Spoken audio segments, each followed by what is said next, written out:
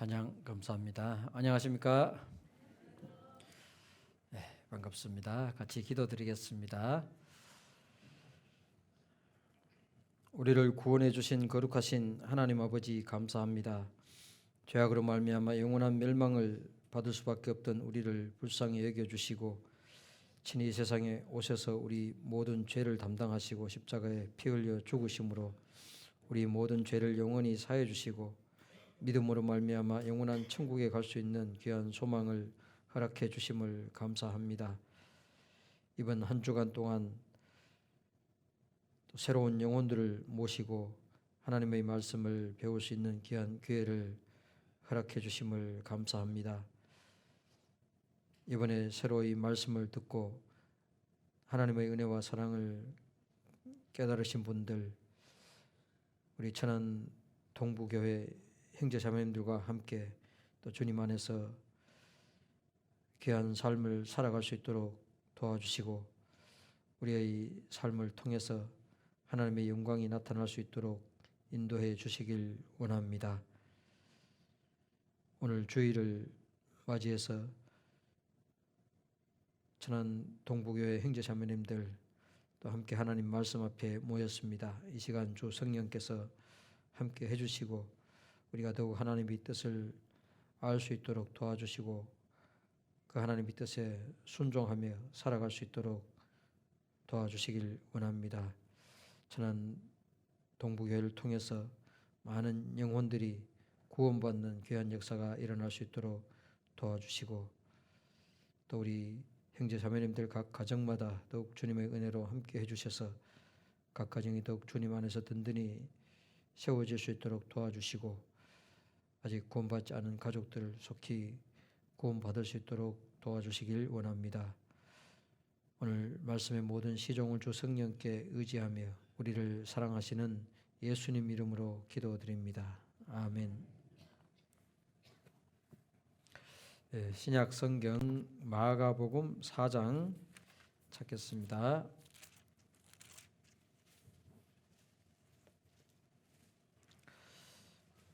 마가복음 4장 26절입니다.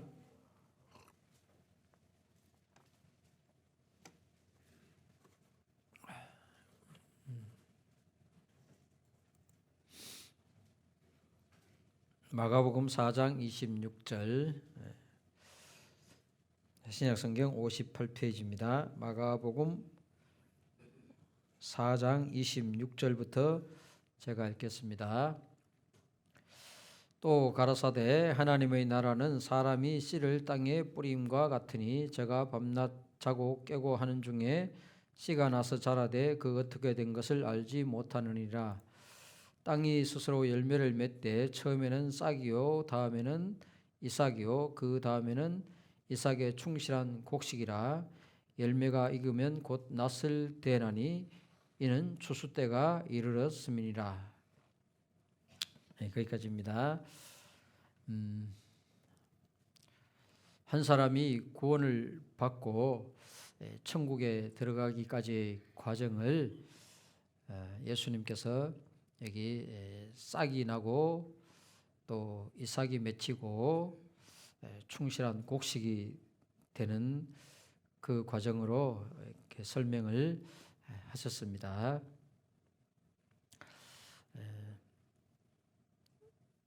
하나님의 말씀을 듣고 구원받고 그리고 그 신앙이 점점 성장하는 그런 과정을 거쳐서 천국에 들어가는 그것을 마치 농사 짓는 것으로 이렇게 비유를 하고 있습니다. 자, 농부가 땅에 씨를 뿌려서 이제 싹이 나고 그것이 자라서 열매가 맺고 이제 알곡이 되면 가을에 이제 농부가 낫을 대서 거두어들이죠. 그것처럼 이제 구원받은 사람이 하나님의 말씀을 듣는 그것은 그 사람 마음밭에 씨를 뿌리는 것과 같습니다.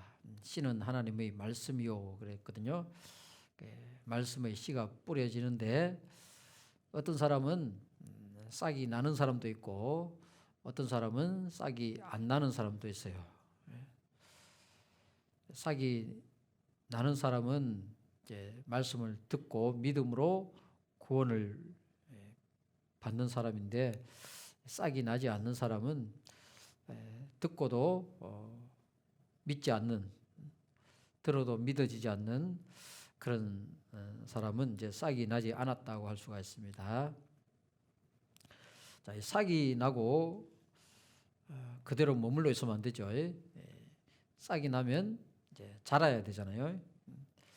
싹이 나서 자라면 이제 이삭이 나오잖아요. 이삭이 나온 상태로 또 그대로 가만히 있어도 안 되죠. 이삭이 이제 연결해야 되잖아요. 충실한 곡식이 돼야 되잖아요. 자, 그 과정이 마치 사람이 구원을 받고 천국에 들어가는 그 과정과 같다는 겁니다.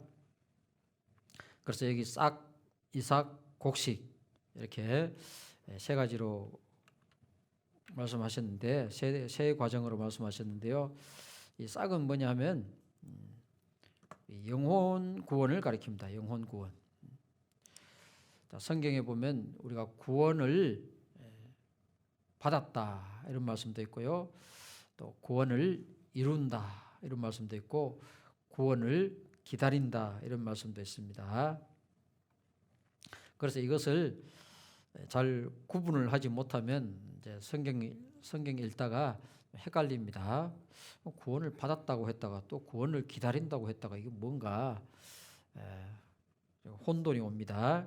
그래서 이걸 잘 구분을 하셔야 됩니다. 그래서 이 싹은 영혼 구원은 죄 사함 받는 거죠. 죄 용서 받음으로 우리 영혼이 하나님 앞에 다시 살아나는 겁니다. 죽은 영혼이 살아나는 그것이 영혼 구원인데, 그것은 이미 과거의 사실이 됐죠. 구원을 얻었다, 구원 받았다 이렇게 말하잖아요. 과거형입니다. 그것은 복음을 듣고 믿음으로 회개하고 복음을 믿으라 그랬잖아요. 그 복음을 믿음으로 영혼이 구원을 받게 됩니다. 그럼 영혼 구원받은 것으로 끝이냐? 그게 아니고 영혼 구원받은 사람이 이제 어떻게 살아갈 것이냐? 그것을 이제 생활 구원이다 이렇게 말합니다. 생활 구원. 그것은 구원을 이룬다. 그건 계속 이루어가는 겁니다. 계속 현재형입니다. 현재형. 그래서 그 생활 구원은 이제 성령의 인도함을 받는 생활. 성령의 인도함. 자, 구원받은 사람 속에 하나님의 영, 성령이 들어와 계십니다. 그 성령이 원하는 삶이 있습니다. 하나님께서 구원받은 그리스도인들이 어떻게 살기를 원하시는지 그 성령이 그것을 깨닫게 해주십니다.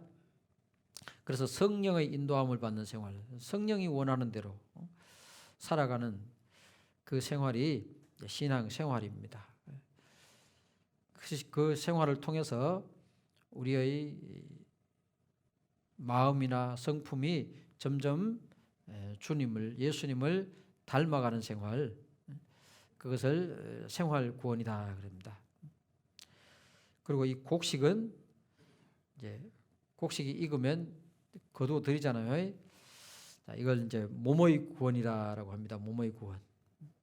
몸의 구원은 예수님 다시 오실 때 이제 구원받고 이 땅에 살아있던 사람들, 그리고 구원받고 살다가 이미 죽은 사람도 있죠. 몸이 죽은 사람들은 몸을 다시 살리십니다. 신령한 몸으로 다시 살리시고, 살아있는 사람들은 그 몸을 신령한 몸으로 변화시킵니다. 변화시켜서 데려갑니다. 그 데려감을 당하는 사람이 있고 버려둠을 당하는 사람이 있다 그랬죠. 그것을 몸의 구원이다 그렇게 말합니다. 이 몸의 구원은 기다린다 이렇게 표현합니다. 기다린다. 그 미래에 있을 일입니다. 그 예수님이 재림하실 때, 예수님이 공중 재림하실 때 구원받은 그리스도인들의 몸이 신령한 몸으로 변화되어서 들림받는 그것을 몸의 구원이다 이렇게 말합니다. 그래서 구원을 얻었다, 구원을 이룬다, 구원을 기다린다, 성경에 이런 표현들이 있는데 그런 것들을 우리가 잘 구별을 해야 됩니다. 자, 먼저 이 싹 영혼 구원에 대해서 좀 살펴보겠습니다. 영혼 구원에 대해서 우리가 어제 저녁에 말씀을 들었죠. 어제 저녁에 말씀을 잘 들으신 분들은 이 영혼 구원을 받았을 겁니다. 싹이 난 겁니다. 씨가 뿌려지고 싹이 난 거죠. 싹은 영혼 구원이라고 할 수 있고 이것은 믿음으로 되는 겁니다. 하나님의 말씀을 믿음으로, 복음을 믿음으로. 어제 저녁에 믿어진 사람은 이미 그것이 과거의 일이 된 겁니다. 과거. 구원 받았다 이렇게 표현하는 겁니다. 그래서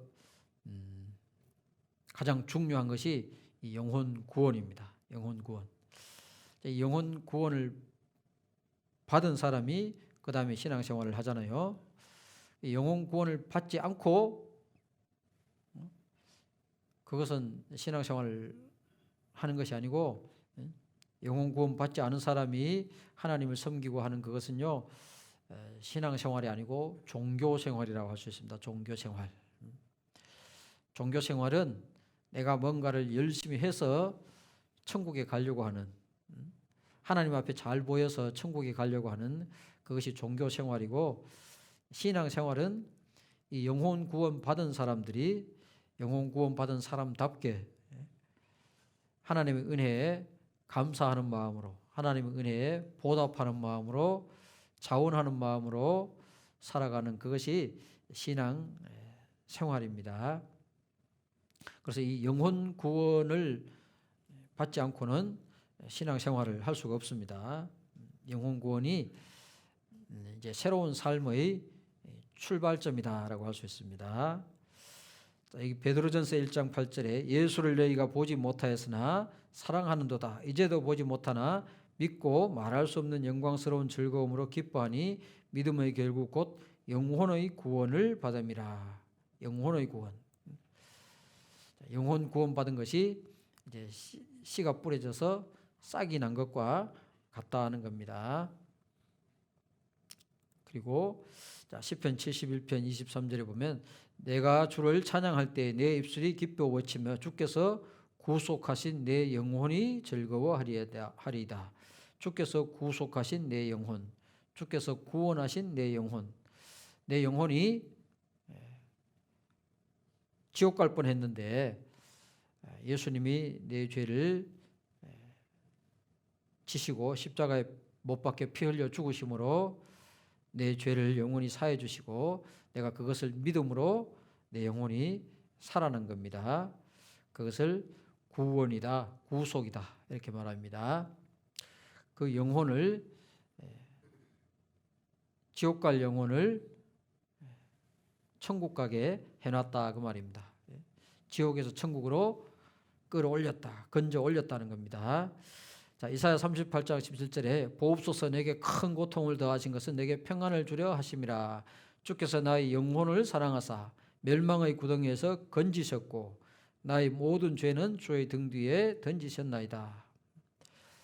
자, 하나님께서 나의 영혼을 사랑하신다 그랬죠. 영혼이 하나님의 형상대로 지음받은 영혼이잖아요. 그 영혼이 죄 때문에 죽어 있었는데 하나님이 살리신 겁니다. 멸망의 구덩이에서 건지셨다. 멸망의 구덩이가 어디요? 지옥입니다. 그냥 놔두면 지옥에 가는데 그 멸망의 구덩이에서 내 영혼을 건져 올렸다. 건지셨다는 겁니다. 그리고 구원이란 말은 건진다는 말이에요. 그것이 영혼 구원이다. 영혼 구원은 하나님이 내 죄를 다 처리해 주심으로 내 영혼이 구원받게 된 겁니다. 그래서 하나님 내 죄를 처리하셨다는 표현을 여기는 이렇게 표현하고 있죠. 나의 모든 죄는 주의 등 뒤에 던지셨나이다. 주의 등 뒤에 던져버렸대요. 여러분 등 뒤에 던지면 보여요 안 보여요? 돌아보면 보이죠? 돌아보다 안 보여요. 예? 주의 등 뒤에 던졌다는 말은 이제 하나님이 내 죄를 안 보시겠다는 겁니다. 내 죄를 안 보십니다. 왜요? 예수님이 십자가에 못 박혀 피 흘려 죽으심으로 내 죄를 다 사해 주셨기 때문에 이제 하나님이 내 죄를 안 보신다는 겁니다. 그것을 나의 모든 죄는 주의 등 뒤에 던지셨다. 이렇게 표현을 한 겁니다. 자, 그리고 여기 골로새서 1장 6절에 이 복음이 이미 너희에게 이르며 너희가 듣고 참으로 하나님의 은혜를 깨달은 날부터 너희 중에서와 같이 또한 온 천하에서도 열매를 맺어 자라는도다. 은혜를 깨달은 날이 있죠. 은혜를 깨달은 날이 언제요? 어제 깨달은 날, 어제 깨달으신 분들 있죠. 뭐 1년 전에 깨달으신 분도 있고 10년 전에 깨달으신 분도 있고 30년 전에 깨달으신 분도 있고 그 깨달은 날부터 이제 점점 자란다는 거예요. 그 깨달은 날이 영혼 구원 받은 날입니다. 영혼 구원 받은 날. 영혼 구원 받은 날부터 점점 신앙이 성장하게 되는 겁니다.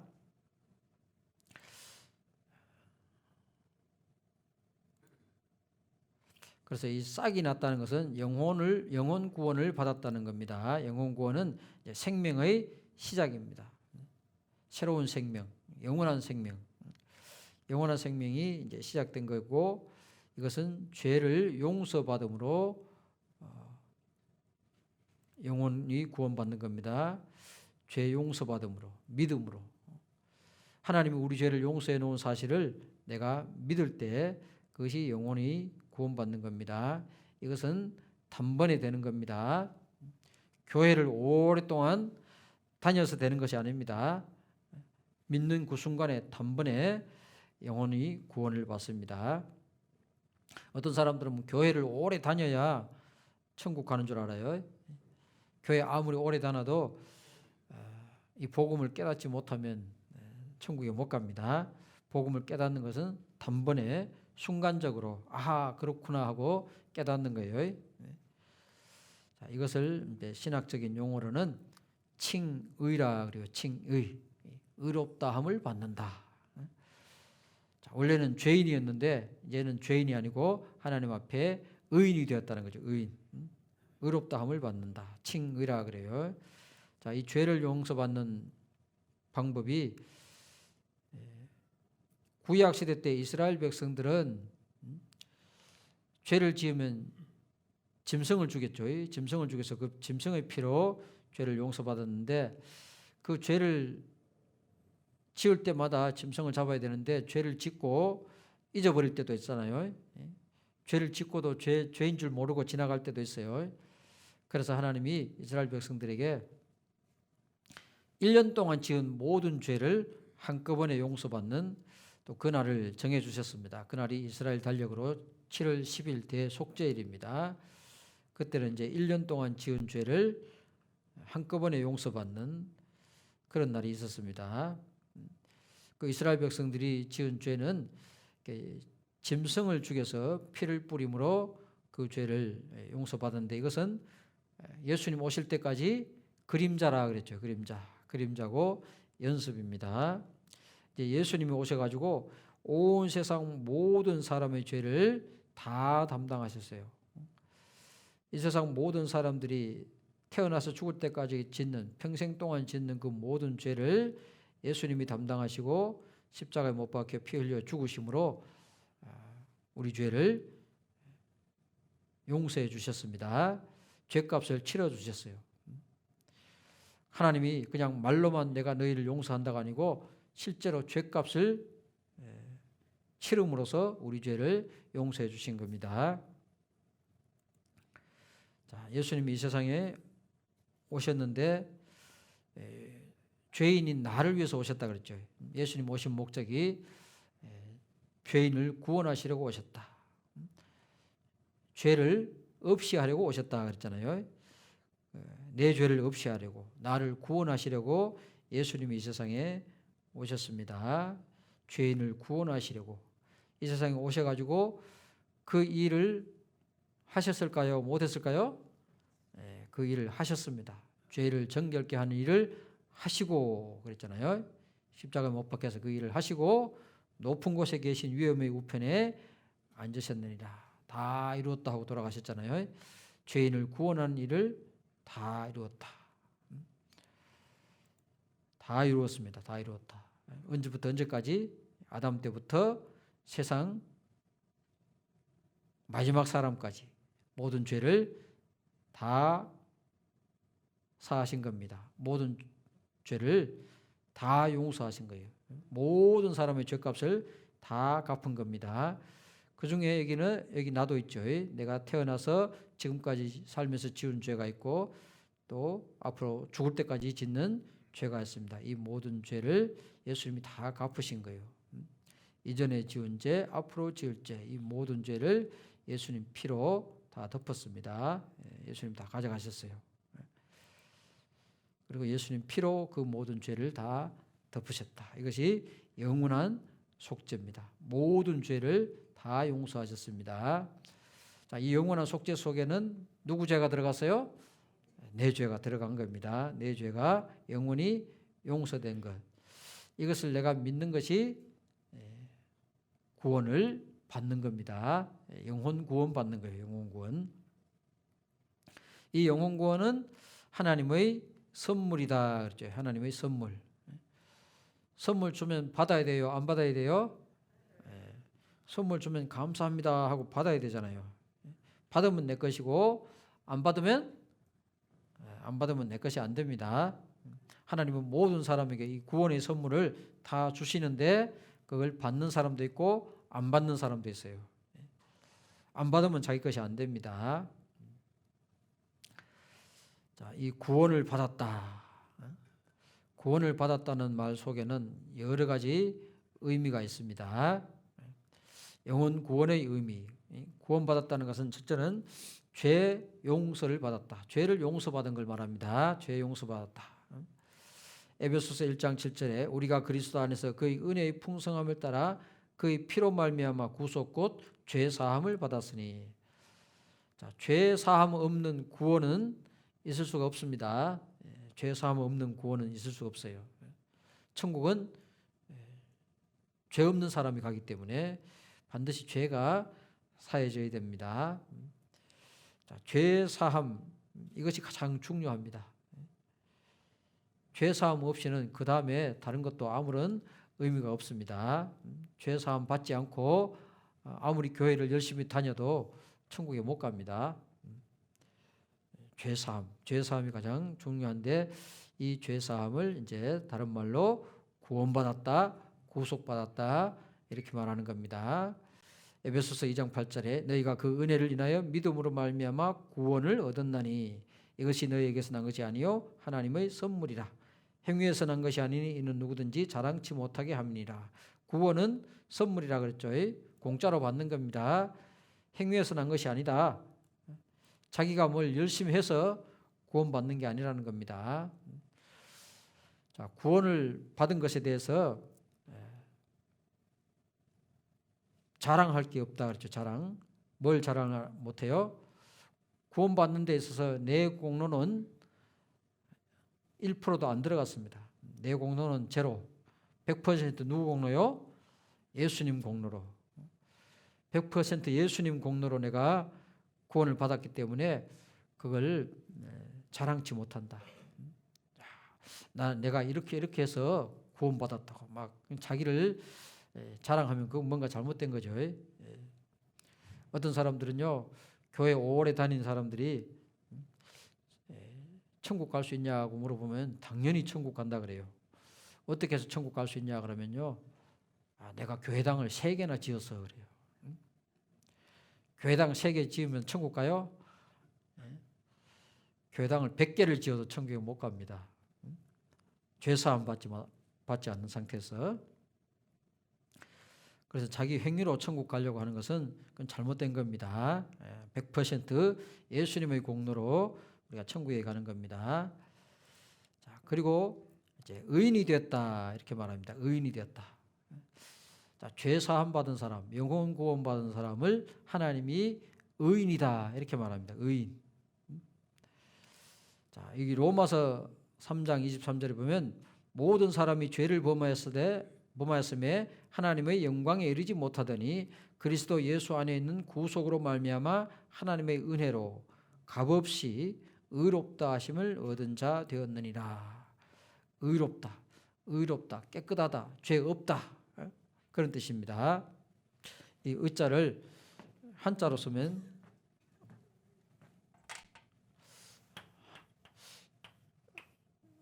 이게 양양자인데요. 양 밑에 내가 있다 이런 것입니다. 나자. 내가 양 밑에 있을 때 의롭게 된다. 죄인에서 의인으로 바뀐다는 겁니다. 그래서 의롭다는 것은 하나님이 나를 보실 때 죄를 하나도 안 지은 사람, 죄를 하나도 안 지은 사람으로 봐주신다는 거예요. 우리는 죄 많이 지었잖아요. 죄를 많이 지었는데 하나님이 나를 보실 때 죄 하나도 안 지은 사람으로 봐주신다는 거예요. 왜 그럴까요? 예수님이 내 죄를 다 처리하셨기 때문에, 내 죄값을 다 갚아주셨기 때문에 하나님이 나를 보실 때 죄 하나도 안 지은 사람으로 봐주신다는 거예요. 그게 의인이라는 겁니다. 의인. 죄 하나도 안 지은 사람, 죄 하나도 없는 사람. 그래서 예수님의 은혜로, 하나님의 은혜로 값없이 의롭다 하심을 얻었다. 값없이, 공짜로 의인이 되었다는 거예요. 그리고 영원한 생명을 얻었다. 너희가 성경에서 영생을 얻는 줄을 생각하고 성경을 상고하거니와 이 성경이 곧 내게 대하여 증거하는 것이로다 그랬죠. 영원한 생명을 얻었다. 영생 얻는 것이 우리 성경 배우는 목적인 동시에 우리 인생이 이 세상에 태어난 목적입니다. 자, 이 구원받지 못한 사람은 인생이 이 세상에 태어난 목적을 아직 이루지 못한 사람들이에요. 구원받은 사람은 일단은 인생이 이 세상에 태어난 목적을 이룬 사람들입니다. 그 영원한 생명이 우리 인생의 목적이잖아요. 요한복음 5장 24절 내가 진실로 진실로 너에게 이르노니 내 말을 듣고 또 나 보내신 이를 믿는 자는 영생을 얻었고 심판에 이르지 아니하나니 사망에서 생명으로 옮겼느니라. 영생을 얻었고 그랬죠. 얻었고 과거잖아요. 과거에 이미 얻었습니다. 언제요? 믿을 때. 하나님의 은혜를 믿을 때 영생을 얻었습니다. 영생을 얻었다 이 말은 영생이라는 것은 영원히 사는 거잖아요. 천국에서 하나님과 함께 영원히 사는 것이 영생인데 영생을 얻었다 이 말은 이 영생을 한번 얻은 것은 영원히 없어지지 않는다는 거예요. 영생은 이루어지지 않습니다. 영생이기 때문에 안 이루어지는 거예요. 영생을 얻었고 그랬어요. 그리고 또 다른 말로는 거듭났다 이렇게 말합니다. 거듭났다. 거듭났다는 말은 두 번 태어났다는 말이죠. 자, 우리 어머니 뱃속에서 한번 태어났죠. 육신의 생일이 있습니다. 그럼 거듭나면 두 번 태어나려면 어떻게 해야 될까요? 자, 요한복음 3장에 보면 니고데모라는 사람이 예수님에게 와서 막 이렇게 대화하는 중에 예수님이 니고데모에게 이렇게 말했습니다. 사람이 거듭나지 아니하면 하나님 나라를 볼 수 없느니라. 그렇게 말하니까 이 니고데모라는 사람이 거듭난다는 말을 이해를 못 해가지고 그러면 어머니 뱃속에 다시 들어갔다 나와야 됩니까? 그랬어요. 그 덩치 큰 사람이 어머니 뱃속에 어떻게 들어갔다 나와요? 어머니가 이제 터져 죽겠죠. 자, 거듭난다는 것은 자, 육신이 우리 어머니 뱃속에서 한번 이 세상에 태어난 그 육신의 생일이 있고 그다음에 우리 영혼이 죽어있던 영혼이 하나님 앞에 다시 살아나는 거예요. 죽은 영혼이 살아나기 위해서는 우리 죄가 없어져야 돼요. 죄가 없어지면 죽었던 영혼이 다시 살아나는 겁니다. 하나님과의 관계가 끊어져 있었는데 다시 연결되는 거예요.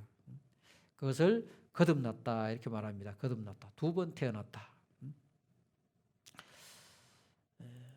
베드로전서 1장 3절에 보면 찬송하리로다. 우리 주 예수 그리스도의 아버지 하나님이 그 많으신 긍휼대로 예수 그리스도의 죽은 자 가운데서 부활하심으로 말미암아 우리를 거듭나게 하사 산 소망이 있게 하시며, 여기 거듭나게 했다 그랬죠. 2번 태어나게 했다. 육신이 한번 태어났고 영혼이 한번 태어난 겁니다. 죽은 영혼이 살아난 거예요. 이것을 거듭났다 이렇게 말합니다. 요한복음 3장 3절에 예수께서 대답하여 가라사대 진실로 진실로 내게 이르노니 사람이 거듭나지 아니하면 하나님 나라를 볼 수 없느니라. 거듭나지 아니하면, 여기 숫자가 붙어 있죠. 나나주에 보면 혹 위에서 이랬습니다. 위에서, 위로부터 났다. 하나님께로부터 났다는 거예요. 이 육신은 땅에서 났고 우리 영혼은 하나님께로부터 나는 겁니다. 거듭나지 아니하면, 하나님께로부터 나지 아니하면 하나님 나라를 볼 수 없느니라. 그래서 2번 태어나는 것을 거듭난다. 그래서 생일이 2번인 사람, 뭐 양력 음력 그거 말고요, 육신의 생일이 한 번 있고 영혼의 생일이 한 번 있고, 그 생일이 2번인 사람이 천국 가고 육신의 생일만 있는 사람은 천국에 못 갑니다. 베드로전서 1장 23절 너희가 거듭난 것이 썩어질 시로 된 것이 아니요 썩지 아니할 시로 된 것이니 하나님의 살아있고 항상 있는 말씀으로 되었느니라. 말씀으로 거듭났습니다. 우리가 이 말씀을 들음으로, 믿음은 들음에서 나며 들음은 그리스도의 말씀으로 말미암았느니라 그랬죠. 그 말씀을 들을 때, 무슨 말씀요? 복음 말씀. 복음 말씀을 들을 때 그것이 믿어질 때 영혼이 거듭나는 겁니다. 그래서 2번 태어난 거예요. 그리고 은혜 받았다 이런 말도 하죠. 은혜 받았다. 어떤 사람들은 뭐 교회 가서 부흥회 가가지고, 아이고 죄송합니다. 부흥회 가가지고 막 기분이 붕 떠서 오면요, 그걸 은혜 받았다 그래요. 그게 은혜 받은 거예요. 기분이 붕 떠서 와가지고요 집에 와서 뭐 또 속상한 일이 있으면 푹 꺼져 버려요. 그건 은혜 받은 게 아닙니다. 잠시 기분이 좋았을 뿐이지. 이 은혜는 하나님의 은혜입니다. 하나님이 사람에게 공짜로 주시는 은혜, 그 죄사함의 은혜잖아요. 그래서 에베소서 2장 4절에 긍휼에 풍성하신 하나님이 우리를 사랑하신 그 큰 사랑을 인하여 허물로 죽은 우리를 그리스도와 함께 살리셨고 너희가 은혜로 구원을 얻은 것이라. 은혜로, 공짜로 거저 주는 것을 받는 거예요. 받으면 내 것이고 안 받으면 내 것이 안 됩니다. 그리고 성령 받았다 이런 말도 합니다. 성령 받았다. 성령, 거룩한 영, 하나님의 영입니다. 자, 하나님을 삼위일체 하나님이다 이렇게 말씀하십니다. 삼위일체, 성부 하나님, 성자 하나님, 성령 하나님, 성부, 성자, 성령, 삼위일체 하나님인데, 성부 하나님은 이 우주 만물을 창조하시고 우리 인간을 구원하실 계획을 세우셨고, 그 성자 하나님은 예수님이잖아요. 예수님은 하나님이 사람의 모습으로 이 세상에 오신 분이잖아요. 그 성자 하나님이 이 세상에 오셔서 우리를 대신해서 십자가에 못 박혀 피 흘려 죽으심으로 우리 죄를 깨끗게 하셨습니다. 그리고 죽으시고 3일 만에 부활하시고 40일 동안 이 세상에 계시다가 하늘로 가셨는데, 그 예수님이 가시고 나면 성령이 오신다 그랬어요. 성령. 그래서 예수님 가시고 나서 10일 후에 오순절날 성령이 오셨잖아요. 자, 그 성령, 하나님의 영입니다. 성령이 예수님이 하신 일을 깨닫도록 도와주시는 거예요. 그래서 우리가 구원을 받았다는 것은 내가 머리가 좋아서, 내가 똑똑해서 그 복음을 깨닫는 것이 아니고 성령이 도와주시고 성령이 깨닫게 해주시기 때문에 내가 그 구원을 받은 겁니다. 그럼 성령은 어떤 사람을 도와줄까요? 회개하고 복음을 믿으라 그랬잖아요. 참으로 그 죄를 용서받기 원하는 마음. 어제 말씀드렸죠. 이 바리새인과 세리가 두 사람이 하나님 앞에 기도했다 그랬잖아요. 바리새인은 자기가 잘했는 거, 자기가 남들보다 나은 거 그런 걸 막 하나님 앞에 얘기했다 그랬잖아요. 근데 세리는 하나님의 나를 불쌍히 여겨 주십시오. 나는 죄인입니다. 그랬잖아요. 자기 죄를 알고 하나님께 용서받기 원하는 그 마음이 되어 있는 사람에게 성령이 도와주십니다. 이 복음을 듣고 믿을 수 있도록 도와주시는 거예요. 그래서 믿을 때 성령이 그 사람 안에 들어오는 거예요. 그래서 성령 받았다 그럽니다. 에베소서 1장 13절 그 안에서 너희도 진리의 말씀 곧 너희의 구원의 복음을 듣고 그 안에서 또한 믿어 약속의 성령으로 인치심을 받았으니 성령으로 인치심을 받았다. 성령으로 인치심 도장을 찍었다 그 말이죠. 도장. 여러분 이렇게 책 살 때 이거 책 내 거다 하고 도장 찍잖아요. 도장. 이제 구원받으면 하나님이 너는 내 것이다 하고 도장을 찍는 거예요. 뭘요? 성령으로 도장을 탁 찍습니다. 그래서 이제 구원받은 사람은 내 삶을 내 마음대로 내가 하고 싶은 대로 그렇게 사는 것이 아니고 이제 하나님의 뜻대로 내 삶의 주인이 바뀐 거예요. 인치심 받았다 그랬잖아요. 인침 도장 찍었다. 이제 하나님의 것으로 도장을 쾅 찍은 겁니다. 너는 내 것이다. 하나님의 것이기 때문에 이제 하나님 뜻대로 살기를 원하십니다. 하나님의 것이 되었는데 이제 자꾸 내 마음대로 살려고 하면 안 되겠죠. 그러면 하나님이요 징계를 주세요. 징계. 매를 때립니다. 매를.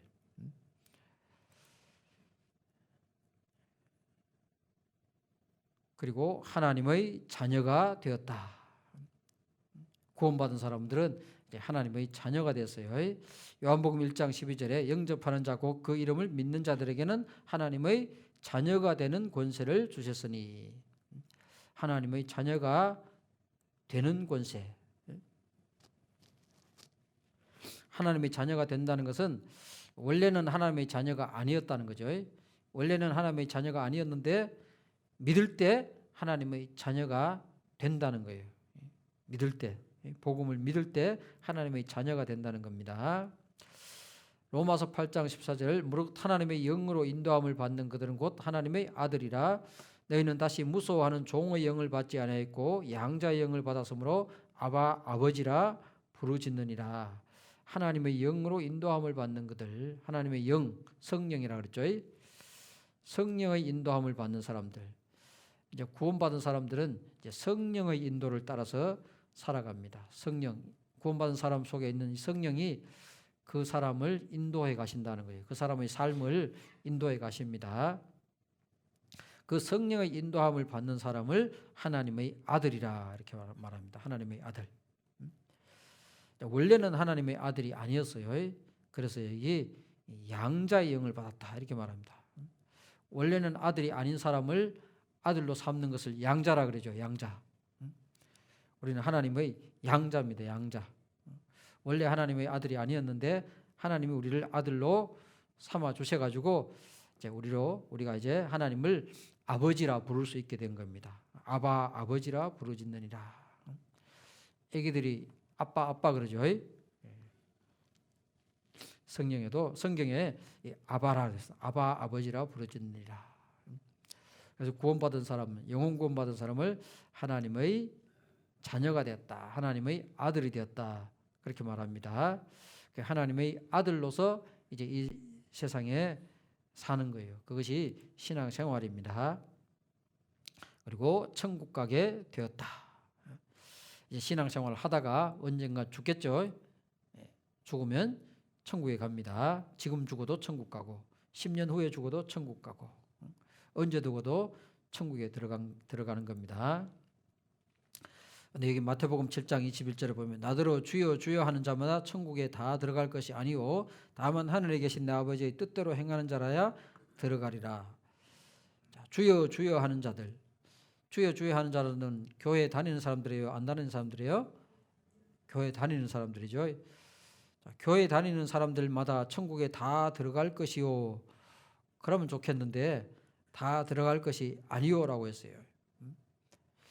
왜 다 들어갈 것이 아니라 그랬을까요? 여기 다만 하늘에 계신 내 아버지의 뜻대로 행하는 자라에 들어가리라.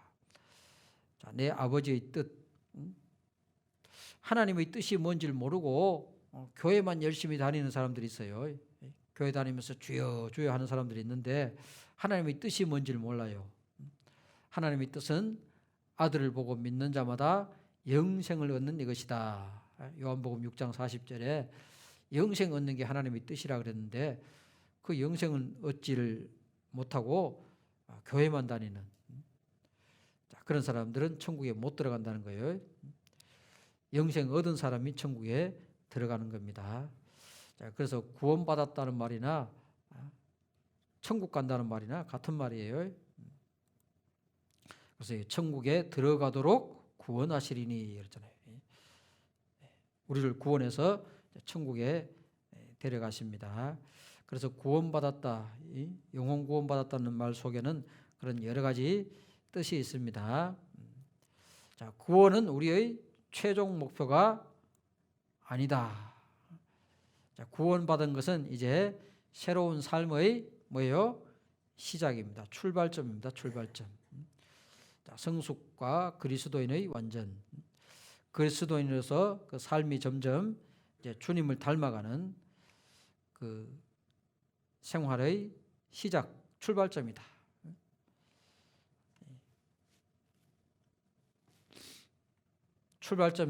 출발점 통과했습니까? 자, 출발점 통과하고 이제 신앙생활을 해야 됩니다. 출발점 통과하지 않고 자기 나름대로 신앙생활을 한다는 것은 그거는 신앙생활이 아니라 종교생활입니다. 종교생활. 이 출발점을 통과해야 돼요. 자, 출발점 통과한 사람이 이제 점점 자라게 됩니다. 성장하게 되는 것. 그것을 아까 이삭이라 그랬죠. 이삭. 이삭이 나왔죠. 자, 이 이삭이 나오는 걸 이걸 이제 생활 구원이다 이렇게 말합니다. 생활 구원. 생활이 점점 예수님을 닮아가는 생활. 그걸 생활 구원이라 그래요. 이 생활 구원은 성령의 인도함을 받음으로써 이루어지는 겁니다. 이 생활 구원은 항상 현재입니다. 현재. 현재가 중요합니다. 현재 계속 생활 구원을 이루어가는 거예요. 내가 과거에는 옛날에는 잘했는데 지금은 잘 못한다. 뭐 그건 별 의미가 없어요. 옛날에 잘했는데 지금 못하면 안 되잖아요. 옛날에 잘했으면 지금도 잘해야 돼요. 앞으로도 잘해야 돼요. 항상 현재입니다. 신앙생활은 현재가 중요한 거예요.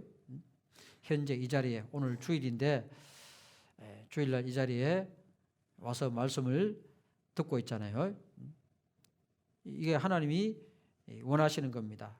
구원받은 그리스도인들이 하나님의 말씀을 배우는 그 시간에 거기에 참여하는 것이 그것이 하나님의 뜻이잖아요. 그런데 현재 지금은 내가 아직 안 되고 나중에 돈 많이 벌어가지고 교회 다니려고 해도 돈이 있어야 돼. 돈 많이 벌어가지고 신앙생활 할게. 나중에 언제 그렇게 될지 모릅니다. 그렇게 안 될 수도 있어요. 죽을 때까지 안 될 수도 있습니다. 그러니까 과거에 잘했는데 그것도 안 되고 앞으로 잘해야 되지. 그것도 안 되고 현재 잘해야 됩니다. 현재 잘하면 계속 잘할 수 있습니다. 그래서 빌립보서 2장 12절에 그러므로 나의 사랑하는 자들아 너희가 나 있을 때뿐 아니라 더욱 지금, 여기 지금이라 그랬죠. 지금 나 없을 때도 항상 복종하여 두렵고 떨림으로 너희 구원을 이루라 그랬죠. 구원을 받은 사람에게 구원을 이루라 이렇게 말합니다. 여기서 말하는 구원이 생활 구원, 성품 구원, 우리 생활이 점점 주님을 닮아가는 생활, 그것이 구원을 이루는 거예요. 구원을 이룬다. 그러니까 영혼 구원 받은 사람답게 살아가는 생활, 그것이 생활 구원이다 하는 겁니다. 자, 베드로전서 2장 2절에 보면 갓난 아이들 같이 순전하고 신령한 젖을 사모하라. 이는 이로 말미암아 너희로 구원에 이르도록 자라게 하려 함이라. 아기가 태어나면 밥부터 먹어요? 젖부터 먹어요? 밥부터 먹어요? 젖부터 먹잖아요. 젖, 신령한 젖. 젖은 뭘 가리켜요? 말씀을 가리킵니다. 말씀. 자, 구원받은 이후에, 영혼 구원받은 이후에 이 말씀을 계속 공급받는 가운데 구원에 이르도록 자라는 거예요. 생활 구원이 점점 이루어져 가는 겁니다. 자, 그래서 이 생활 구원은 이삭을 말합니다. 이제 이삭이 나왔다는 거죠. 이 생명의 성장을 가리켜요. 또 죄와 싸움에서 이기는 겁니다. 자, 구원받은 사람, 영혼 구원받은 사람이 이 세상에 살아가는 가운데 마귀가 그냥 내버려 두지 않습니다. 구원받은 사람이 이 생활 구원을 이루지 못하도록 마귀는 계속 방해를 합니다. 방해. 그리고 여러 가지 유혹을 통해서 죄를 짓게 만들어요. 그래서 그 죄와의 싸움에서 이겨야 됩니다. 죄와의 싸움에서 이기기 위해서는 말씀을 가까이 해야 돼요. 말씀. 그리고 성령의 인도함을 받아야 된다. 말씀을 통해서 성령의 뜻이 무엇인가, 성령이 원하는 것이 무엇인가, 그 성령이 원하는 대로 행할 때 이 죄와 싸움에서 이길 수 있습니다. 이것은 단번에 한 번에 되는 것이 아니고 지속적으로 계속 성장해 가는 겁니다. 이것을 신학적인 용어로는 성화라 그래요. 성화. 성자는 거룩할 성자입니다. 점점 거룩하게 되어간다. 성화. 아까 영혼 구원은 뭐라 그랬죠? 아까 칭의라 그랬죠. 칭의. 의롭다 하심을 받는다. 생활 구원은 성화. 점점 거룩하게 되어간다는 겁니다. 자, 이 생활 구원을 이루어가는데 필요한 4가지 요소가 있습니다. 자, 그것을 이 자동차 바퀴로 이렇게 표현했습니다. 자, 자동차 바퀴 4개가 있어야 되잖아요. 4개가 정상적으로 다 제자리에 붙어 있어야 자동차가 달릴 수 있습니다. 그 중에 하나만 펑크나면 어떻게 돼요? 펑크난 자동차 계속 몰고 갑니까? 못 가잖아요. 자, 바퀴가 4개가 다 공기가 빵빵하게 들어있어야 자동차가 달릴 수 있는데 그 중에 하나만 펑크가 나도 자동차가 못 달리는 것처럼 이 신앙생활에 필요한 4가지 요소, 말씀과 기도와 교제와 전도, 이 4가지가 정상적으로 잘 되었을 때 생활 구원이 점점 이루어지는 겁니다. 자, 이 말씀 생활은 하나님의 말씀을 내가 듣는 거죠. 하나님의 말씀을 듣는 것이고, 기도 생활은 내가 하나님께 말하는 거예요. 내가 하나님께 말하는 것이 기도입니다. 그리고 교제는 성도들 간에 구원받은 영혼 구원받은 사람들 간에 서로 얘기하는 그것이 교제입니다. 그리고 전도는 구원받지 않은 이웃에게 이 하나님의 말씀을 전하는 것이 그게 전도죠. 그래서 말씀 생활, 기도 생활, 교제 생활, 전도 생활, 이것이 다 골고루 정상적으로 이루어질 때 신앙생활이 정상적으로 된다고 할 수가 있습니다. 이 중에 하나라도 안 되는 것이 있으면 신앙생활이 어려운 거예요. 기도는 열심히 하는데 말씀은 안 듣는다. 그래도 안 되겠죠. 말씀은 열심히 듣는데 기도는 안 한다. 기도는 열심히 하는데 교제는 안 나온다. 교제는 열심히 나오는데 전도는 안 한다. 전도는 열심히 하는데 교제는 안 한다. 뭔가 좀 불완전하잖아요. 말씀, 기도, 교제, 전도 이 네 가지가 다 골고루 정상적으로 이루어져야 생활 구원이 이루어지는 겁니다. 점점 주님을 닮아가게 되는 겁니다. 자, 그 중에 이 말씀 생활. 자, 이 말씀. 자, 말씀 생활은 크게 듣기와 읽기와 암송과 묵상 이렇게 네 가지로 볼 수가 있습니다. 자, 가장 우리가 쉬운 것은 듣는 거잖아요. 듣는 거. 믿음은 들음에서 나며 들음은 그리스도의 말씀으로 말미암았느니라. 우리가 수요일날 주일날 교회당에 와서 뭐 합니까? 말씀을 듣잖아요. 또 구역 모임, 무슨 모임, 형제 모임, 어머니 모임, 모임에 가서 뭐 해요? 말씀을 듣잖아요. 그러니까 구원받은 사람은 그 말씀이 전해지는 그곳에 참여해야 돼요. 참여해서 말씀을 들어야 됩니다.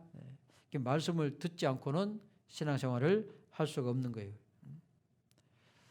말씀 듣는 것이 곧 아까 뭐라 그랬죠? 어린아이가 젖을 먹는 것과 같다는 거예요. 젖을 계속 먹어야 어린아이가 자라잖아요. 그리고 말씀을 또 읽어야 돼요. 그럼 말씀 잘 읽고 계세요? 신명기 17장에 보면 평생에 자기 옆에 두고 읽어서 그 하나님 여호와 경외하기를 배우며 이 율법의 모든 말과 규례를 지켜 행할 것이라. 평생에 자기 옆에 두고 읽으라 그랬어요. 이 성경은 집에 이렇게 장롱 위에 올려놨다가 주일날 교회 올 때만 가지고 오는 게 아닙니다. 집에서도 읽고 교회 와서도 읽고 이 그리스도인은 어디를 가든지 성경책을 가지고 다녀야 돼요. 시간만 나면 성경을 읽어야 됩니다. 그리고 암송하기. 암송은 이제 외우는 거잖아요. 머리로 외우는 것뿐만 아니라 마음에 그 말씀을 담아 놓는 겁니다. 그래서 시편 119편 11절을 보면 내가 주께 범죄치 아니하려 하여 주의 말씀을 내 마음에 두었나이다. 그러세요. 말씀을 내 마음에 두려면 말씀을 암송해야 돼요. 암송.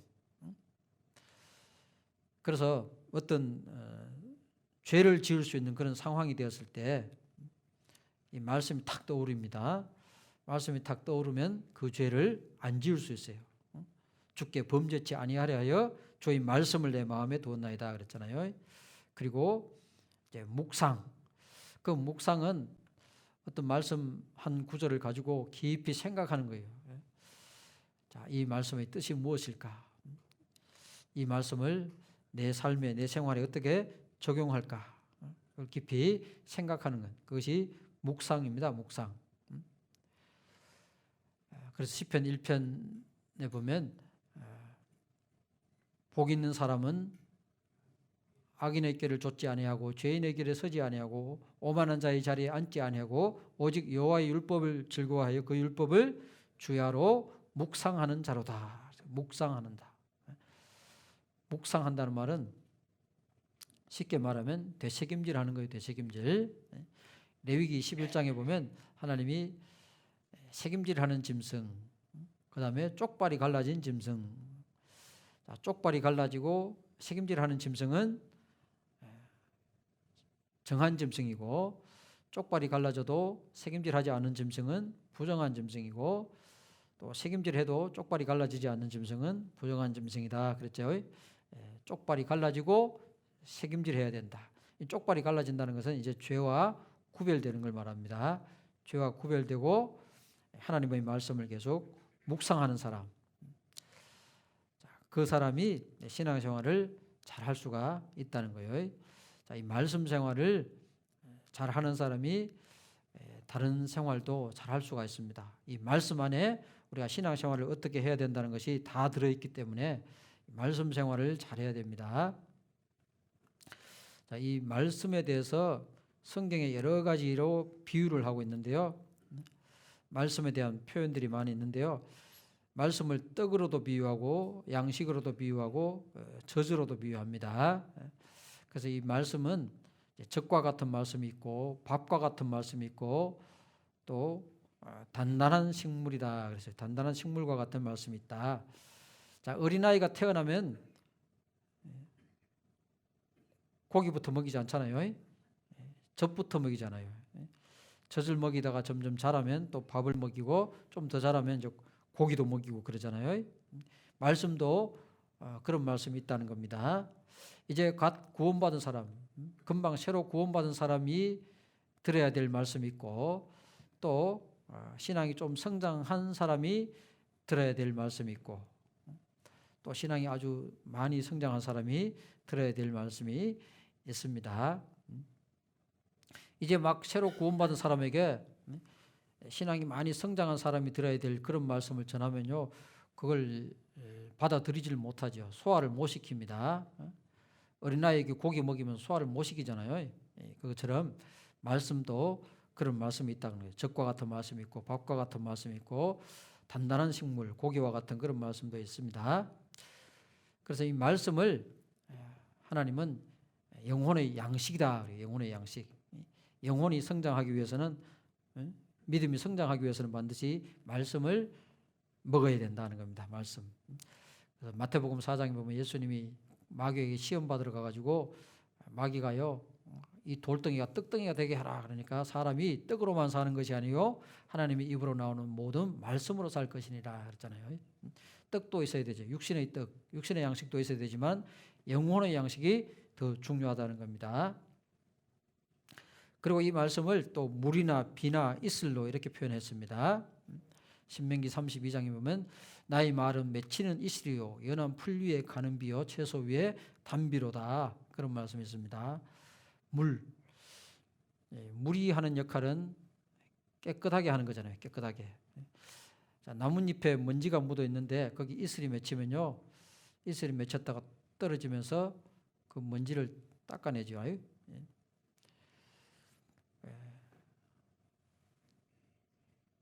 또 뭐 그 더러운 것이 많이 묻어 있는데요, 그 비가 싹 내리면 쉽게 내려가잖아요. 그래서 물은 깨끗하게 하는 겁니다. 깨끗하게 하고 또 자라게도 합니다. 식물에 물을 줘야 식물이 자라잖아요. 그래서 말씀을 물이나 비나 이슬로 이렇게 표현했고 또 여기 보면 등불이라 그러죠. 등불. 주의 말씀은 내 발의 등이요 내 길의 빛이니이다. 시편 119편 105절에 그렇게 말씀하셨습니다. 등불. 요즘은 밤에 이렇게 거리에 다닐 때 가로등이 있어가지고 별로 겁이 안 나죠. 옛날에 전기 없을 때는요, 캄캄한 밤에 어디 가려면 등불을 들고 가요. 등불. 성경이 마치 등불과 같다는 겁니다. 내가 인생을 어떻게 살아야 될 것인가? 어떻게 사는 것이 올바로 사는 것일까? 인생을 어떻게 보람있게 살 것인가? 그 내 머리로 아무리 사람이 생각해도 몰라요. 이렇게 사는 것이 옳을 것인가? 저렇게 사는 것이 옳은 것인가? 아무리 생각해도 모르는데 이 성경에 답이 있어요. 성경에 구원받은 그리스도인들은 이렇게 살아라.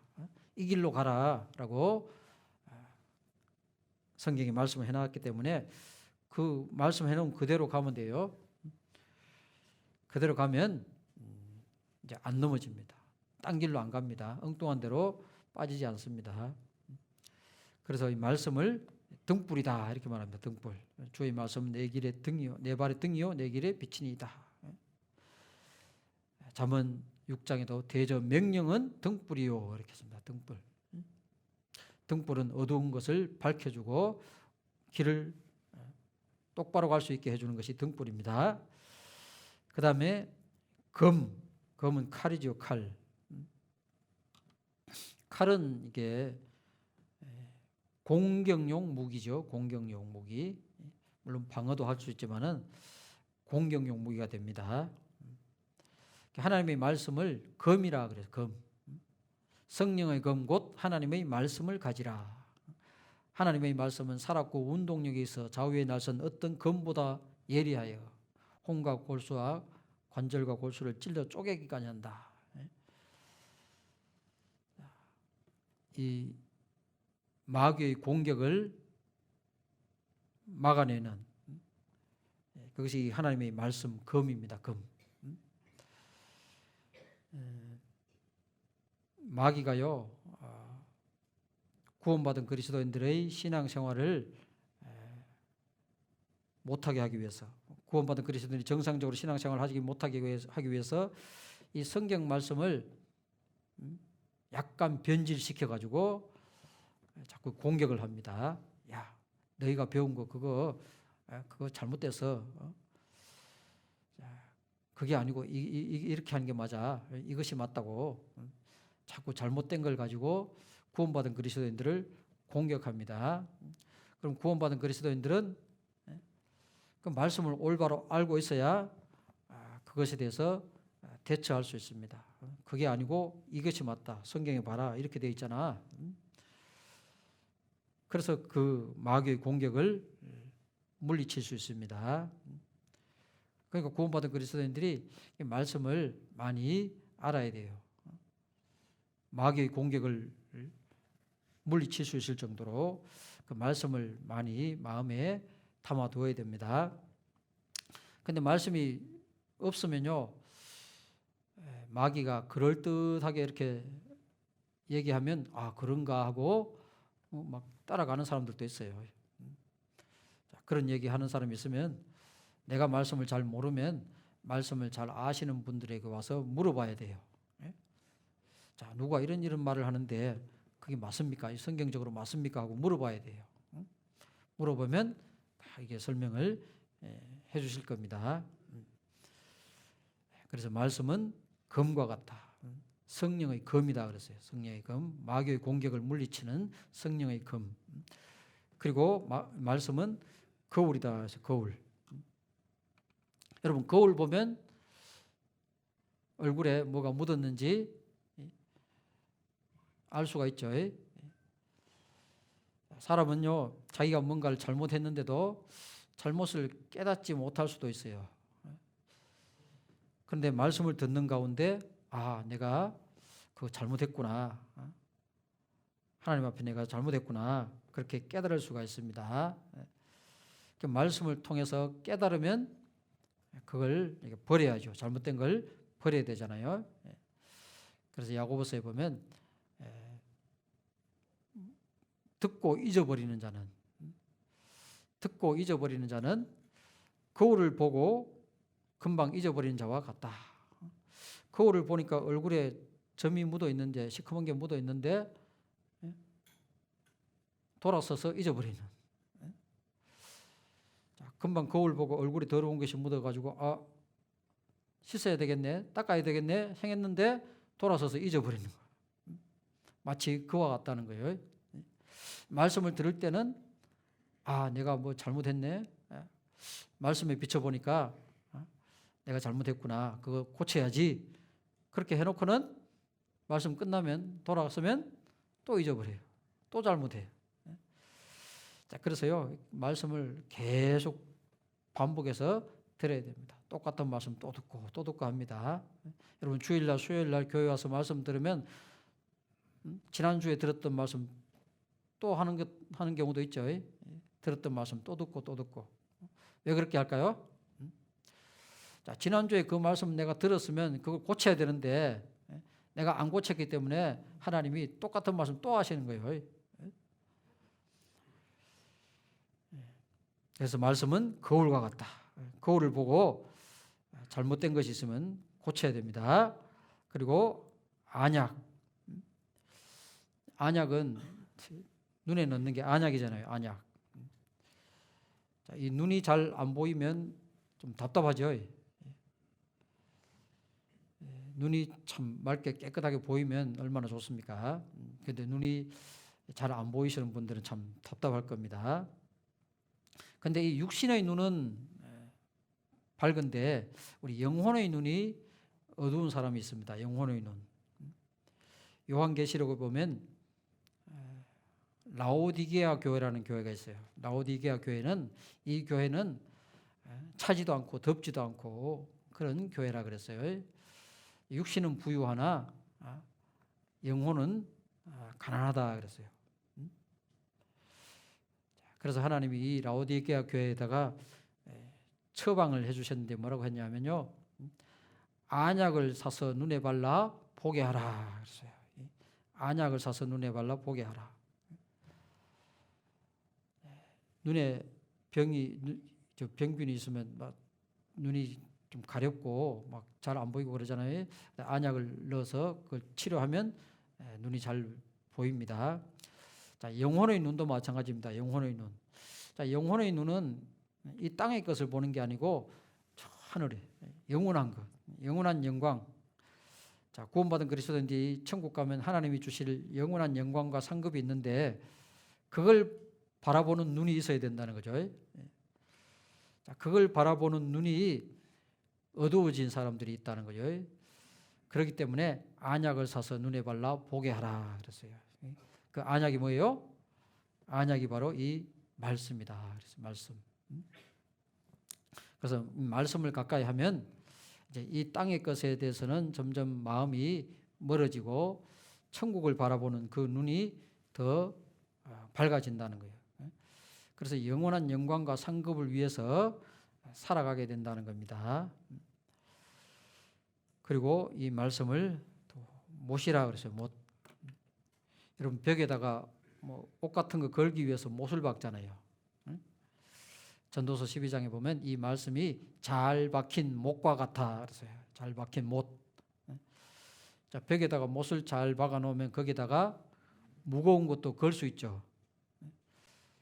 못을 대충 박아 놓으면 무거운 거 걸면 툭 떨어져 버리잖아요. 못을 잘 박아놔야 무거운 것도 걸 수가 있습니다. 그러면 하나님의 말씀이 못이라는 것은 뭐예요? 잘 박힌 못과 같다. 그러니까 이 하나님의 말씀에다가 내 인생을 다 걸어도 된다는 거예요. 하나님의 말씀은 내 인생을 걸고 살아야 된다는 거예요. 하나님의 말씀과 내 생각이 다를 때는 뭐 어떻게 해야 되죠? 내 생각을 버려야 된다 그랬잖아요. 내 생각을 버리고 하나님의 말씀대로 하면 그게 가장 안전한 겁니다. 안전. 그래서 이 말씀이 못과 같다. 그 못에다 무거운 것을 걸 수 있는 것처럼 이 하나님의 말씀은 내 인생을 다 걸 수가 있다는 거예요. 하나님의 말씀은 내 인생 다 걸고 살면 손해 볼까요? 손해 안 볼까요? 절대로 손해 안 봅니다. 하나님이 손해 안 보게 해주십니다. 영원한 영광과 상급을 주십니다. 그래서 말씀에 대해서 이런 많은 표현들이 있습니다. 그리고 기도 생활, 기도 생활은 하나님께 감사하는 것, 그리고 자기 죄를 자백하는 것, 그리고 하나님께 구하는 것.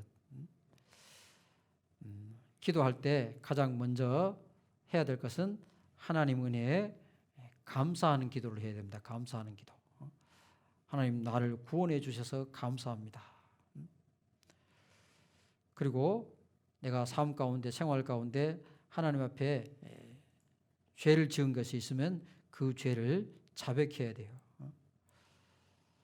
요한일서 1장 9절에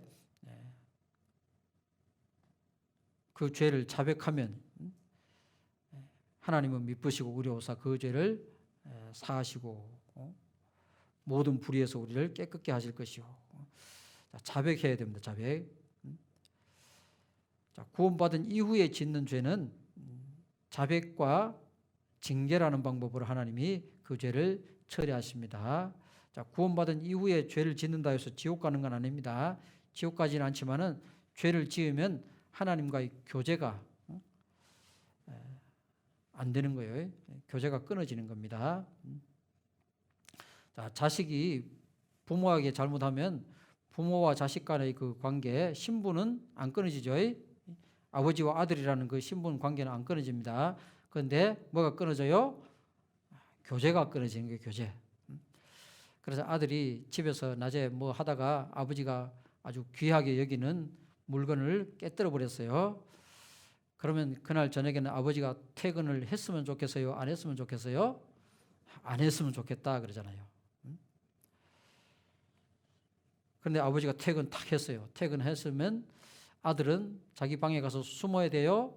아버지한테 자기 죄를 고백을 해야 돼요? 고백해야 되죠. 고백하면 아버지가 그래 다음부터 그러지 말라고 용서해 줍니다. 너 이놈, 내가 이걸 얼마나 귀히 여기는지, 내가 이렇게 귀중히 여기는 줄 네가 몰랐냐 하고 막 두드러 팹니까? 자, 아버지가 아무리 귀중히 여기는 물건이 있다 해도 그거보다는 자기 아들이 더 중요하잖아요. 자기 아들이 더 중요하기 때문에 그 물건 깨졌다고 해서 아들 죽이지 않습니다. 아들 용서해 줍니다. 아들이 자백하면 용서해 줍니다. 그런데 아들이 계속 숨기고 있으면요, 아버지하고 대화가 안 돼요. 이제 자꾸 아버지를 피해요. 그래서 우리가 하나님 앞에 죄를 지은 게 있으면 자백을 해야 하나님이 우리 기도를 들어주십니다. 그래서 우리가 하나님께 구할 수 있는 겁니다. 내가 원하는 것, 하나님, 내가 이런 걸 좀 하고 싶은데, 내가 이런 걸 원하는 것이 있는데 하나님 좀 도와주십시오. 자, 그리고 우리 가족 중에 아직 구원받지 않은 누구누구 있는데 구원받게 좀 도와주십시오 하고 기도할 수가 있습니다. 기도하면 하나님이 들으신다 그랬어요. 들으시고 도와주십니다. 자, 구원받은 그리스도인들이 왜 기도해야 되느냐? 어떤 사람들은 뭐 하나님이 모든 걸 다 아시는데 뭐 기도를 할 필요가 뭐가 있냐? 그렇게 말하는 사람도 있는데 하나님은 기도하라 했어요. 예수님도 기도하셨습니다. 예수님은 하나님이시잖아요. 하나님인데 왜 기도했을까요? 이제 우리 구원받은 그리스도인들에게 기도의 본을 보이신 거예요. 그래서 예수님이 십자가를 앞두고 겟세마네 동산에서 기도하실 때 땀방울이 핏방울이 되도록 기도하셨습니다. 이 잔을 내게서 지나가게 하옵소서. 할 수만 있으면 이 잔을 내게서 지나가게 하옵소서. 그러나 나의 원대로 마옵시고 아버지의 원대로 되기를 원하나이다 그랬잖아요. 그렇게 간절하게 기도했습니다. 기도는 주님이 명하신 것이며 그리스도인의 특권입니다. 구원받지 않은 사람들은 하나님께 기도해도 하나님이 안 들어주십니다. 구원받지 않은 사람들이 하나님께 기도할 수 있는 것은요, 구원받게 해달라는 기도, 그 기도밖에 없어요. 다른 기도는 하나님이 안 들어주십니다. 그러면 시험에 들지 않기 위해 기도해야 된다. 마귀가 계속 시험합니다. 구원받은 그리스도인들을 유혹해서 죄를 짓게 만듭니다. 그 마귀 시험에 빠지지 않도록 기도해야 돼요. 하나님이 지켜주시도록 기도해야 됩니다. 그리고 하나님의 약속이 이루어지기 위해서 기도해야 됩니다. 에스겔 36장에 보면 하나님 이스라엘을 다시 회복시킨다고 약속하셨는데 그래도 너희가 그렇게 되기를 기도해야 한다 그랬어요. 하나님은 우리에게 약속해 주신 것이 있습니다. 주 예수를 믿으라. 그리하면 너와 내 집이 구원을 얻으리라. 약속을 하셨습니다. 한 집안에 누군가가 구원을 받으면 그 사람을 통해서 또 다른 사람들이 구원을 받게 되는데 그게 자동으로 되는 게 아니라는 거예요. 기도해야 됩니다. 기도하고 그 사람이 구원받도록 계속 관심을 가지고 도와줘야 됩니다. 그래서 우리를 통해서, 나를 통해서 또 다른 사람들이, 우리 가족들이 구원을 받게 됩니다. 그래서 요한복음 15장 7절에 너희가 내 안에 거하고 내 말이 너희 안에 거하면 무엇이든지 원하는 대로 구하라. 그리하면 이루리라. 자, 무엇이든지 원하는 대로 구하면 이루어 주신다고 했는데 조건이 있죠. 내 안에 거하고 그랬어요. 내 안에 거한다는 말이 뭐예요? 주님의 몸된 교회 가운데 교제 안에 거하는 겁니다. 그것이 교제 생활이라는 거예요. 자, 구원받은 그리스도인들이 이 땅에 사는 동안에 함께 모여서 신앙생활하는 그것을 교제라 그래요. 교제. 자, 구원받은 사람들이 이 교제를 떠나면 신앙생활을 할 수가 없습니다. 자, 교제 생활을 위해서는 먼저는 교회 안에 거해야 되고 교회 안에서 서로 사귐이 있고 또 서로 돌아보는 일이 있고 또 교회 일에 함께 참여하는 봉사가 있습니다. 자, 이런 것을 전부 교제라 그래요. 교제. 그래서 하나님은 구원받은 그리스도인들이 교제 안에 머물기를 원하십니다. 요한일서 1장 3절에 우리가 보고 들은 바를 너희에게도 전하면 너희로 우리와 사귐이 있게 하려 함이니 우리의 사귐은 아버지와 그 아들 예수 그리스도와 함께 함이라. 여기 사귐이 교제입니다. 교제. 자, 세상 사람들끼리 사귐이 있죠. 같은 학교에 나온 사람들끼리 동창회가 있고 개원들끼리 개모임이 있고 부자는 부자끼리, 가난한 사람은 가난한 사람끼리, 군인들은 군인들끼리, 공무원들은 공무원들끼리 이렇게 사귐이 있잖아요. 그런데 구원받은 사람들은 그런 사귐하고는 별개입니다. 별개로 구원받은 사람들이 모여서 교제하는 그것이 그리스도인들의 사귐입니다. 그걸 교제라 그래요. 교제. 자, 고린도전서 1장 8절에 주께서 너희를 우리 주 예수 그리스도의 날에 책망할 것이 없는 자로 끝까지 경고케 하시리라. 너희를 불러 그의 아들 예수 그리스도 우리 주로 더불어 교제케 하시는 하나님은 미쁘시도다. 교제.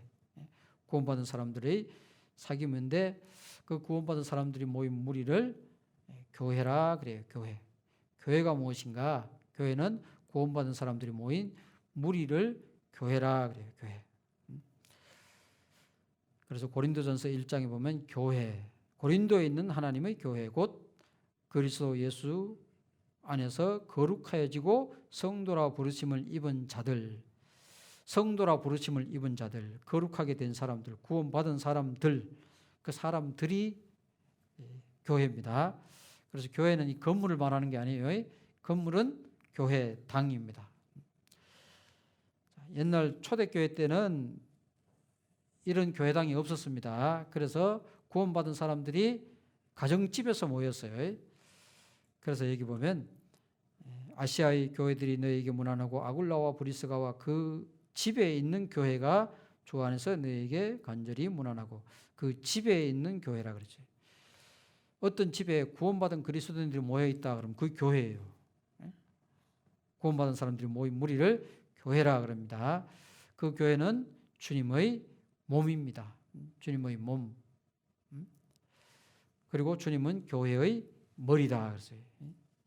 주님은 교회의 머리고 구원받은 그리스도인들은 그 교회의 몸입니다. 몸.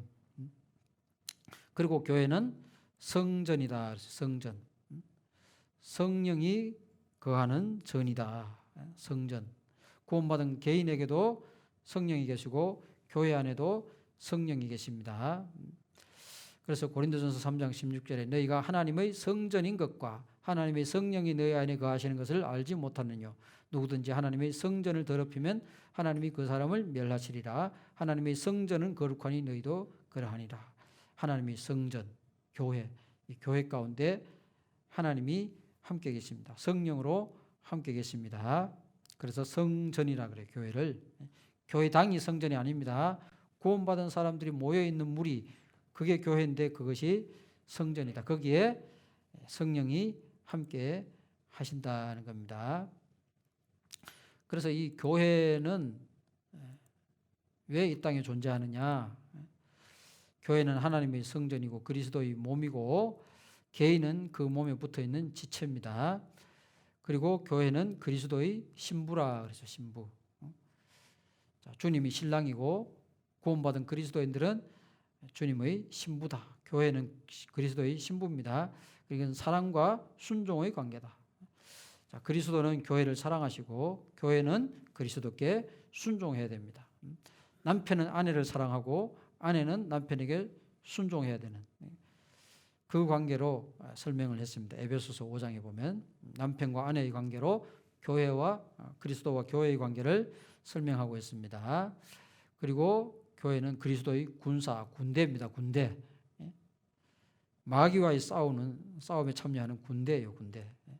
그리스도의 군사. 그래서 교회는 복음을 전하기 위해서 존재합니다. 이 땅에 사는 동안에 복음을 전하기 위해서, 또 다른 사람들이 구원받게 하기 위해서.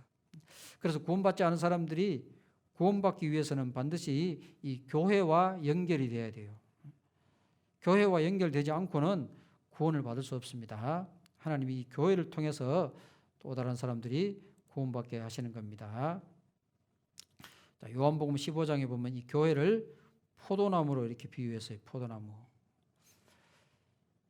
포도나무에 이렇게 열매가 많이 맺혔죠.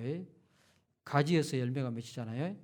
그 포도나무 가지가 포도나무에 붙어 있어야 열매가 맺힌다는 거죠. 가지가 포도나무에서 잘려나가면 열매를 맺힐 수가 없습니다. 이 고창에 가면요, 이 포도나무 한 그루에 포도가 4,500송이 열리는 포도나무 있대요. 보십시오. 포도나무 한 그루에 얼마나 많은 포도송이가 열릴 수 있을까요? 전북 고창의 한 포도나무에 무려 4,500송이의 포도가 주렁주렁 열렸습니다.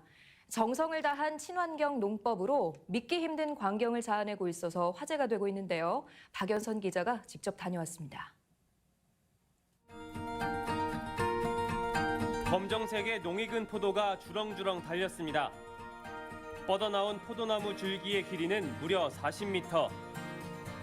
거대한 비닐하우스를 가득 채운 무성한 포도줄기를 따라가면 단 한 그루의 나무로 이어집니다. 14년 전 심은 이 포도나무 한 그루에만 4,500송이가 달렸습니다. 일반적인 포도나무보다 100배나 많은 송이가 맺힌 겁니다. 한 1m 떨어져서 물을 줘요. 또 시들거리면 더 멀리 물을 주고 해서 이 나무가 갖고 있는 유전 능력을, 뿌리가 나와서 너희들이 물을 먹어라, 내가 갖다 주지 않겠다. 어려서부터 그렇게 교육을 시켜가지고 자, 뿌리가 점점점 뻗어나가게 하기 위해서 뿌리에서 1m 떨어진 곳에 물을 줬다 그러죠. 구원받은 그리스도인들도 그렇게 말씀을 사모해야 된다는 겁니다. 말씀을 사모했을 때 그 사람이 믿음이 성장하고 그 사람을 통해서 또 열매가 맺히게 되는데, 그 모든 것은 교회 안에서 되는 겁니다. 교회 안에서. 그리고 이 전도 생활, 교회가 존재하는 가장 궁극적인 목적은 전도하기 위함입니다. 우리가 이렇게 교회당을 건축하고 구원받은 그리스도인들이 이 자리에 모이는 이유는 우리를 통해서 또 다른 사람들이 구원받게 하는 그 일을 위해서 우리가 이런 교회당을 짓고 이렇게 모이고 있는 겁니다. 그래서 이 교회 안에서 많은 일들이 있는데, 그 모든 일들은 결국은 이 전도하는 것에 초점이 맞춰져 있습니다. 전도하기 위해서는 우리가 기도해야 되죠. 아직 구원받지 않은 영혼들 구원받게 해달라고 기도하고 그분들을 말씀 앞에 인도해야 됩니다. 이번 주간에도 한 주간 말씀 앞에 인도되신 분들 있죠. 자, 그분들이 말씀을 듣고 구원받도록 계속 도와줘야 돼요. 그리고 구원받으면 교제에 붙여야 됩니다. 이것이 전도 생활이라는 겁니다. 자, 이런 말씀, 기도, 교제, 전도 생활을 하다가 어느 날 예수님 오시면 들림 받습니다. 자, 그것이 이제 모모의 구원. 자, 곡식이 익으면 낫으로 거둬들이잖아요. 자, 그것처럼 이제 모모의 구원은 예수님이 공중 재림하실 때 이 땅에 구원받은 그리스도인들을 싹 데리고 갑니다. 그걸 뭐라 그랬죠? 휴거라 그랬죠. 휴거. 휴거 되는 사람들은 데려감을 당하는 사람이고, 안 데려간 사람은 버려진다 그랬죠. 버려진다. 데려감을 당하는 사람이 있고 버려둠을 당하는 사람이 있다. 버려둔다는 것은 영원히 버려지는 거예요. 그래서 이 몸의 구원을 위해서는 우리가 뭘 해야 될 게 없어요. 그냥 기다리면 돼요. 어떻게 기다려요? 신앙생활 잘 하면서 기다리면 돼요. 이 미래에 일어날 일입니다. 자, 몸의 구원은 생명의 결실이다. 이제 천국에 들어가는 겁니다. 천국에 들어가면 죄성이 소멸돼요. 죄가 없어져 버립니다. 영원히 죄를 짓지 않는 몸으로 바뀌는 거예요. 그것은 하나님의 능력으로 되는데 순식간에 홀연히 다 변화한다 그랬죠. 그것을 신학 용어로는 영화 그래요. 영화롭게 된다. 영광스럽게 된다 그 말입니다. 이 땅에서 신앙생활을 하다가 영광스러운 몸으로 변화되어서 들림을 받습니다. 그것을 몸의 구원이다 그래요. 로마서 8장 23절 이뿐 아니라 또한 우리 곧 성령의 처음 익은 열매를 받는 우리까지도 속으로 탄식하여 양자될 것 곧 우리 몸의 구속을 기다리느니라. 몸의 구속, 몸의 구원. 이 몸의 구원이 점점 가까워지고 있어요. 로마서 13장 11절에 또한 너희가 이 시기를 알거니와 자다가 깰 때가 벌써 되었으니 이는 이제 우리의 구원이 처음 믿을 때보다 가까웠습니다. 여기서 말하는 구원은 무슨 구원? 몸의 구원. 몸의 구원이 처음 믿을 때보다 점점 가까워지고 있죠. 어제 믿은 사람은 오늘 하루 더 가까워졌습니다. 몸의 구원이. 자, 이 몸의 구원은 우리가 기다리는데 기다리는 동안에 어떻게 해야 될까요? 가만히 있으면 돼요?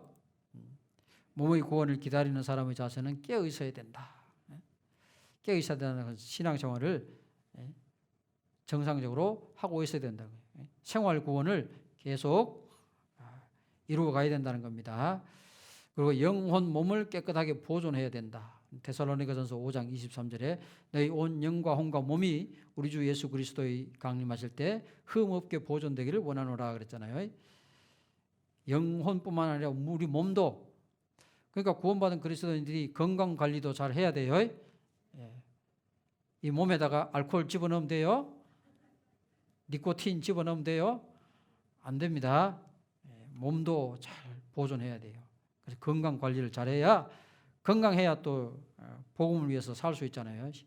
신앙생활, 생활 구원을 이루어갈 수가 있습니다. 그리고 교회 안에 거하고 있어야 된다. 교회 바깥에 세상에 나가서 헤매다가 예수님 다시 오시면 예수님 만날 때 엄청 부끄러울 거예요. 부끄럽지 않게 하려 함이라. 그래서 교회 안에 거하고 있다가 예수님을 만나면 부끄럽지 않게 된다 그랬어요. 그래서 이것이 신앙 생활이라는 겁니다. 신앙 생활. 그래서 우리가 이제 이 땅에 사는 목적이 뭐냐? 고린도후서 5장 14절 그리스도의 사랑이 우리를 강권하시는도다. 우리가 생각건대 한 사람이 모든 사람을 대신하여 죽었은즉 모든 사람이 죽은 것이다. 모든 사람이 죽었어요. 여러분 죽었어요? 살아 있는데 이제 아담 안에 있던 아담의 후손 그 죄인인 나는 죽었어요 이제. 그리고 하나님의 자녀로 다시 태어난 겁니다. 새 사람이 됐어요, 새 사람.